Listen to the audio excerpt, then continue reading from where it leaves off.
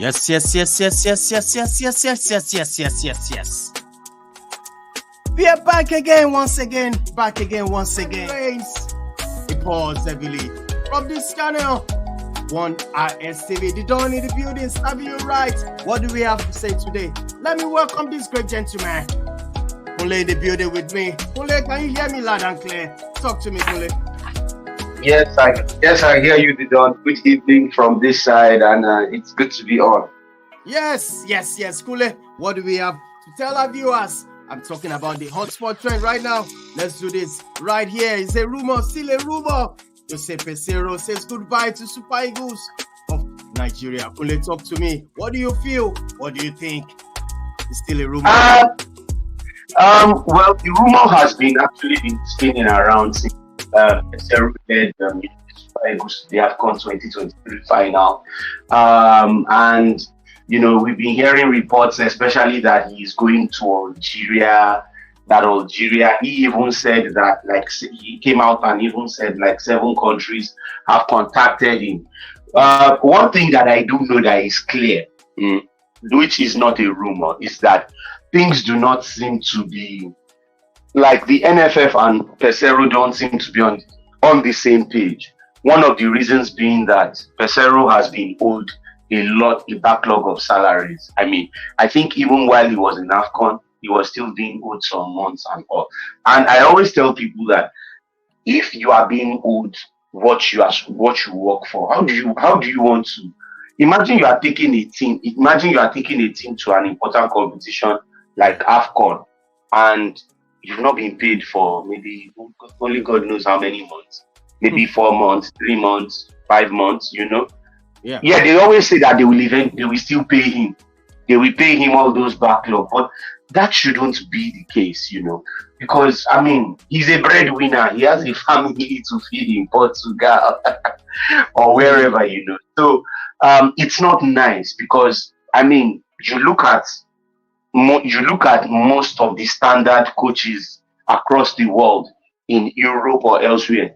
You don't hear that maybe Jurgen Klopp. You don't hear that Gareth Southgate is being owed his salary. Can you imagine? Or you hear that. You understand? You don't get to hear that. So I mean, and if for a kind of country like Nigeria, I know we have our issues, but some of these things should not be coming up. And I feel this is one of the reasons why it will be very difficult to get another manager, because if you are going to become the Super Eagles manager, you have to be able to go months without pay and all of that. But the question now is, who is going to be ready to do that? PESEIRO has probably managed that, but maybe it is now getting to the point where he can't take it. And the truth is, now that he has already led Nigeria to the AFCON final, the truth is there's going to be interest for him, right? So his future in Nigeria right now is not certain. And if he leaves now, the question is, who is the NFF going to get next? Because you know how it is with NFF and coaches. So, well, that will take us to the next one. I'm going to ask this, Kule, what do you feel about this? Who do you think should be the next manager, just in case, to replace Jose PESEIRO at the moment? Do you think it's home-based coach or another foreign manager? Have your say. For me, that's a very tough one, to be honest. Saying who should be the next Super Eagles manager. Honestly, I have no problem. If you say it's going to be a home-based or a foreign-based, whichever one. We've had home-based and foreign-based that did well for us, right? Yeah. But if I were maybe to pick my own reference, maybe I would pick maybe an Emmanuel Amunike. Wow. Yes, I might pick him because I always think Eguavoin, still. No. Eguavoin, no. Wow. No, we've had Eguavoin already. No, we've had Eguavoin took us to the AFCON in 2021. Last 2 years in 2022. Then he also took us to AFCON in 2006 as well. Albeit he was not the manager, he was on the interim. You understand?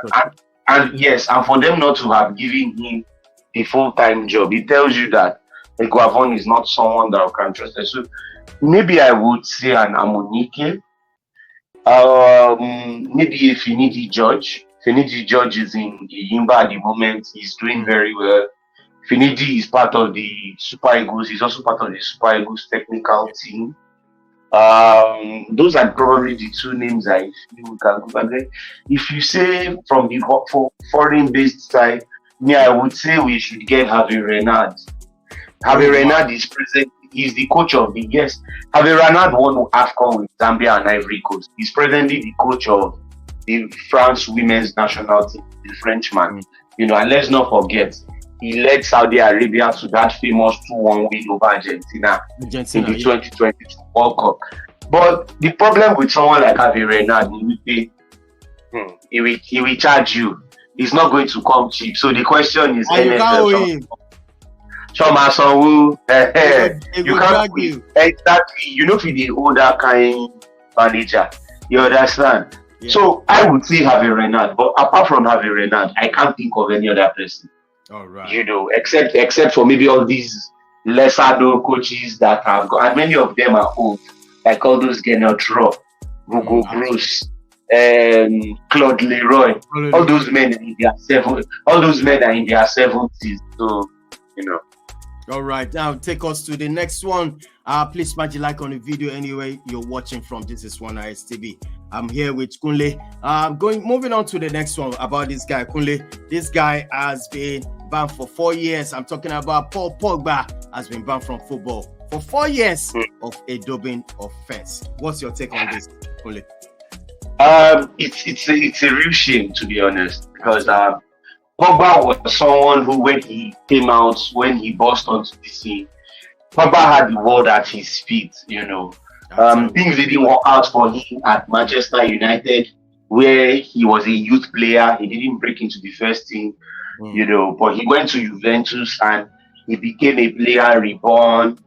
Manchester United brought him back, but of course things didn't go well because Manchester United were not, of course, as successful as Juventus was, and there were just a lot of problems on the pitch, of which Pogba was equally one of them, with his attitude, with his attitude and all of that. But it never really took away his talents, and all. But then he began to have injuries after injuries that affected him, and he more or less lost his place in the team to the point that there was really no need for him.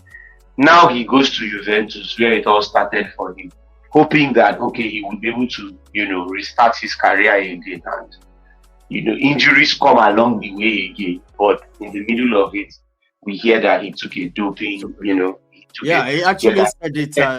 He tested positive for testosterone. Well, he denies it. He denies it. He denies it and says he's going to test it. And I think he will be taking it to the court of arbitration for sports. But whether he gets it banned or not, whatever they got, it's bad enough that he's being charged for doping. That's not what you want to. Yes, that's not what you want to hear from, a player that is known to be talented and someone who has been held in high regard. I mean, imagine if you just come out now, we just hear that Lionel Messi doped or Cristiano Ronaldo doped. Wow. Or Bruno Fernandes. Or Bukayo Saka and all of that. That's going to be a very big stain. I'm serious. It's going to be a very big stain on their career, because if you look at athletes who have doped over the years, their careers never resurrected. Absolutely. You look at Mario Jones. You look at Lance Armstrong. Lance Armstrong had even retired when his own came out. Yeah. But look at it. Everything that he won in his career, he lost it. He lost money. He lost sponsorship. He lost a lot of things. Yeah. And this is practically going to be the same thing that will happen with Pogba. Pogba is an Adidas athlete, for instance. We don't know if Adidas will stick with him and all of that. But but definitely he's going to lose some sponsors, and that's going to be very bad. So this is a low point for Pogba. We don't know how it's going to end. We don't know whether maybe it will be reversed or it will still. Or maybe they will reduce the sentence, but whatever it is, getting charged for doping is bad in itself. Absolutely. And I don't think Pogba will be able to recover. And if Pogba, serves the doping ban, he's going to be 35. He's 31 now. He's going to be 35 in 4 years' time. Will he come back? Will he come back? Oh my goodness. Yeah. So if that 4-year ban stands, maybe it's as good as saying that Pogba's career is over. And he shouldn't think of, that's what it is, and that's going to be sad, to be really sad if he looks back at his career, knowing that he's even a World Cup winner. He won the World Cup in France in 2018. He scored in that final. He was instrumental. He was colossal. This is not how you want to see your career go. It's a very, very big shame for Pogba. Oh my goodness. Well, Kunle, thank you so much for joining us on this one. I want to say big thank you to you, Kunle.